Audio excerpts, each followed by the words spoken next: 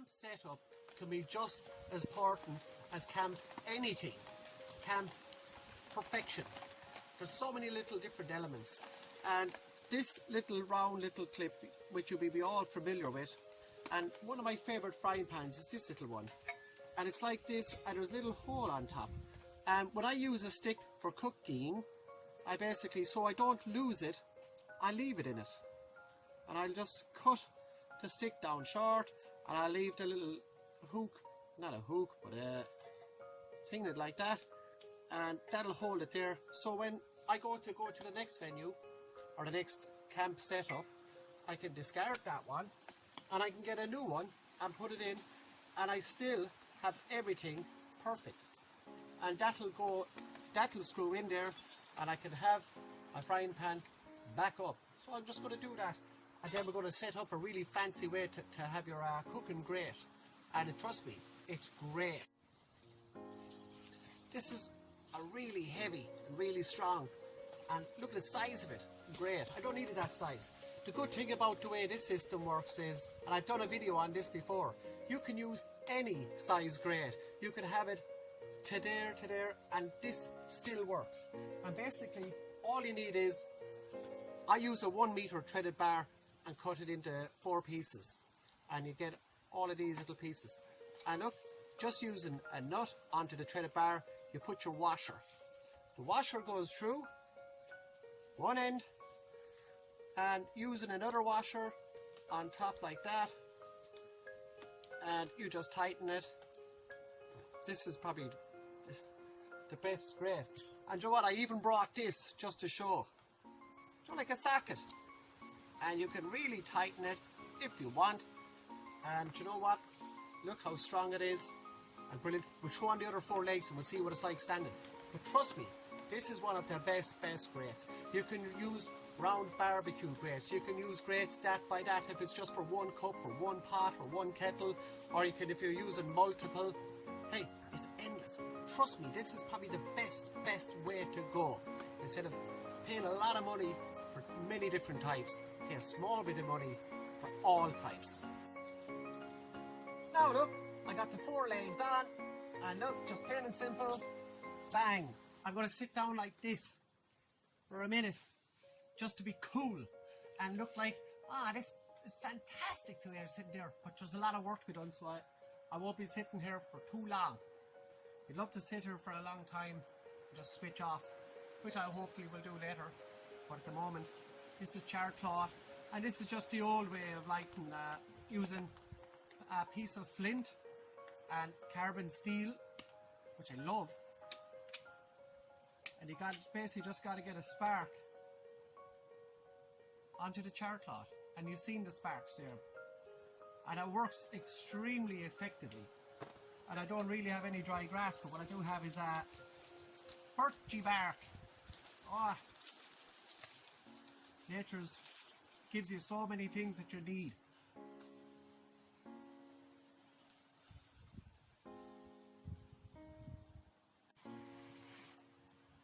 I see flame.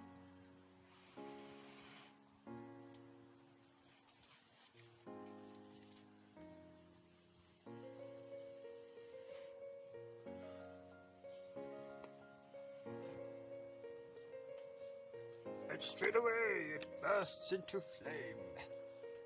I'm just going to throw on some more birchy barky, and I have these lovely dry twigs. Nice and easy, and these are bone dry.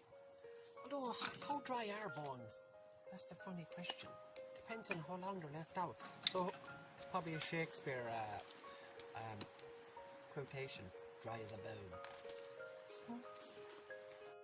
Inside in the pot, I just have a couple of cut up potatoes, and we're going to boil them up for maybe 10 minutes. So Tom, tell us, what's the occasion? Glad you asked. It's actually Heritage Week here in Ireland, so I'm actually going to cook today a real old traditional recipe called Boxty.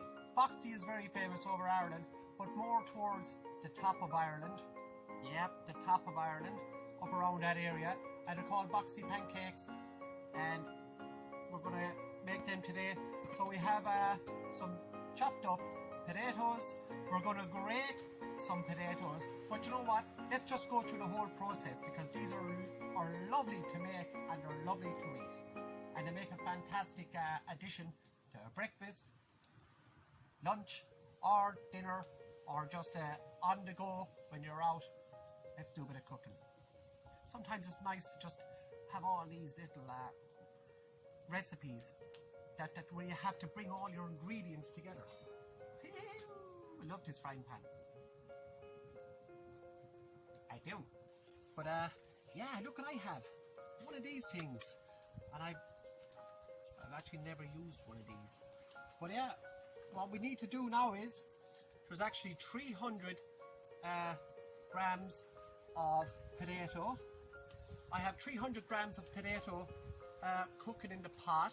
I have 300 grams of plain flour with a spoon of baking powder in here, and 300 grams. It's like all the trees, or you can do even smaller, 2, 2, 2. It depends. I just decided to make a fine batch. And you need to grate your 300 of the grams. It's like half your potatoes. Let's not just get fussy, okay? Let's not get weird. Do you know what I mean? It's not exactly wow, I've never grated a potato before. A spud, as we say here in Ireland, the spuds, or Oscuelga the prati, and there's amazing heat out of that fire already, because it's such a good dry fuel. It's actually perfectly dry beech, and I know I'll get some good hardwood, but some good embers. Instead of having a roasting heat coming up, and the handles get roasting, and it's like this and that. But look at this. This is how smooth. These things are really good. I could have used my fast, but this is class. And you basically just grate up 300 grams of, like, or half your potatoes. Yeah, look. But there's many all over Ireland. There's even some restaurants and places that specialise in Boxty, and I'm sure there's all different kinds of recipes. There's no point me telling you what's the best recipe or things like that. Sure, trial and error, and it's just a basic mix. But you can throw other stuff into this. You can, whatever you want, whatever you're into.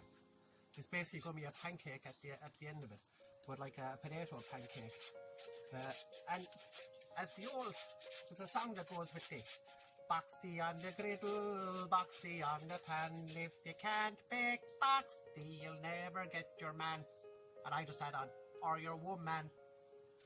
This is, you know, like, because, hey. And there we have it, look. Some lovely fresh grated potato. So we're going to give it another 10 minutes for the potatoes to boil up, and then we'll bring it. You have to mash up those potatoes then. We're going to bring those together, then we'll add them to the flour with the mix. We have 30 grams of butter, and we can put all these together, and we're going to lab them on to our wondrous pan with a little bit of oil, which I have there somewhere, and we'll cook it up. But you know what?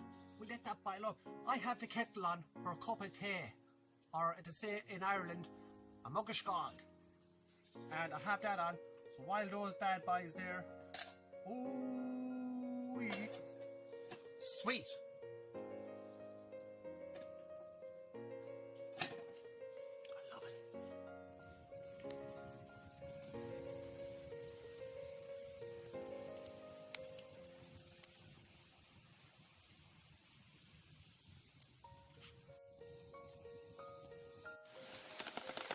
I'm being big and fancy today now. Look at this.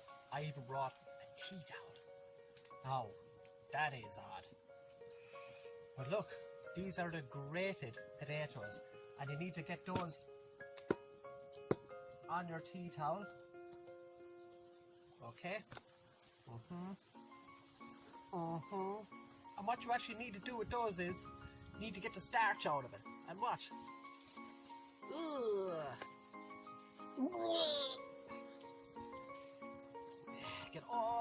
starch out, where you're left with just basically your potato. And look, and to me it looks like a type of shredded cheese. But you know what? When those potatoes over there are boiled up, I'm going to mash them, and then I'm going to combine the two of them together, and then I'm going to combine all the combines. I'm going to combine them with my my flour, which has a spoon of baking powder. I also have one of my favorite things, an egg. Eggs are optional. Like some recipes say put in an egg, others say they don't even mention the egg. But you know what? I'm such a huge fan of eggs, I just have to put in an egg. Yum! This is going to be yummy. The water drained off it, but you know what? Sometimes it's nice just to throw your pot back up on the bit of heat, just to get that last bit of water that's inside to evaporate if you didn't get it all, so you won't have just out and out complete mush.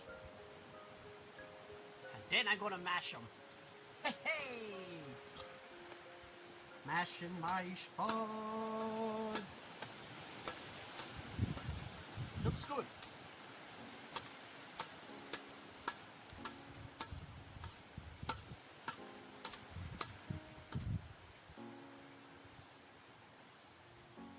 Okay.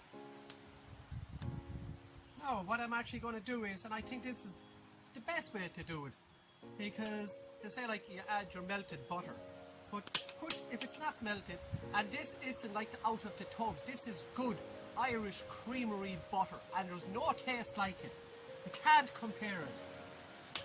Oh man, when you have a slice of toast or a slice of brown soda bread or something like that, if you're using those tubs of butter for years, but you go on to the Irish, we'll say that good creamery butter that you buy in the block, rock hard at the start, but when it gets a little bit soft, you can really taste the wonderful flavour.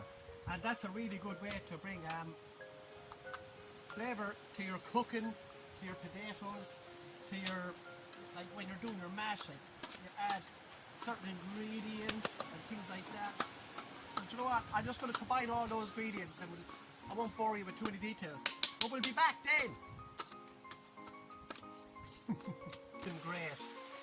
I know you can have different sizes, but this one is so big. I had the pot, I had the kettle, and I could put the frying pan, and it's funny, I can still use it like a table for, look, my little bottle of cooking oil and my cup of tea, which is there, but I can just leave beside me. More than likely, well, not more than likely, but I have put more water into the kettle to make a second cup of tea.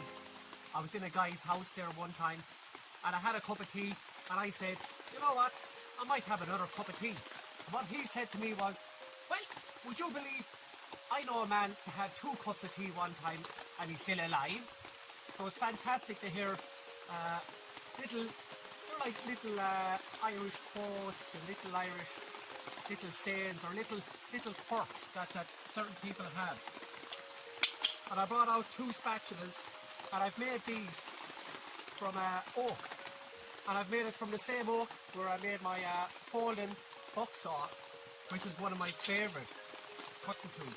But this one is different, because it's like a little spoon, but it's also a spatula, and at the other end it's like a butter knife, and this one is just a nice little one for things like this.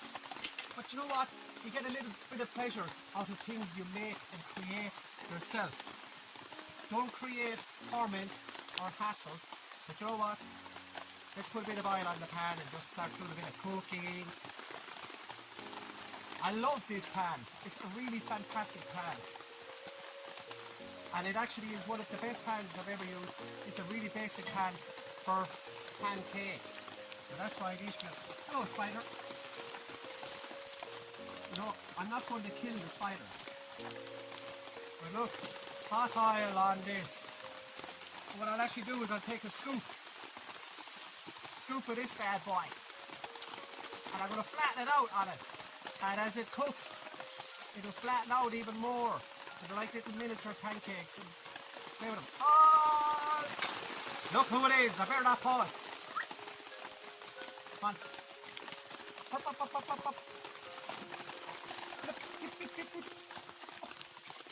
Very lazy today. Anyway, these are Boxty pancakes. You should look them up. They're well worth making. And we're just going to let that cook for a minute. And then we're going to eat them. And love them. And what you do is, like all pancakes, let them go brown on one side, flip it over, let it go brown, and then it's cooked. And then I'll put it on my plate and just eat them.